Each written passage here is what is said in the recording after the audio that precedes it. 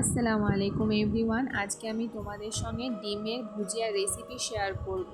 তেল গরম হয়ে এলে কেটে রাখা পেঁয়াজ, কেটে রাখা কাঁচা লঙ্কা দিয়ে হালকা করে ভেজে নেব। অ্যাড করব টমেটো কুচি, স্বাদ মতো লবণ, হলুদ গুঁড়ো, লঙ্কার গুঁড়ো, কাশ্মীরি লঙ্কার গুঁড়ো দিয়ে মশলাগুলো ভেজে নেব।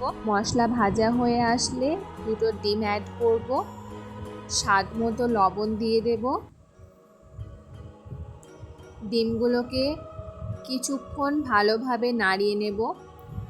ডিমগুলোকে কিন্তু ক্রমশ নাড়িয়ে যেতে হবে, এতে করে ডিমগুলো খুব সুন্দর ঝুরি ঝুরি হয়ে আসবে। ডিমগুলো ভাজা হয়ে আসলে মশলার সঙ্গে মিক্স করে নেব। ডিমগুলোকে সুন্দর করে ভেজে নেব। মশলার সঙ্গে ডিমগুলোকে খুব সুন্দর করে ভেজে নিয়েছি। ডিমের ভুজিয়া একদম রেডি। আপনারা অবশ্যই বাড়িতে এই ডিমের ভুজিয়া রেসিপিটি ট্রাই করবেন।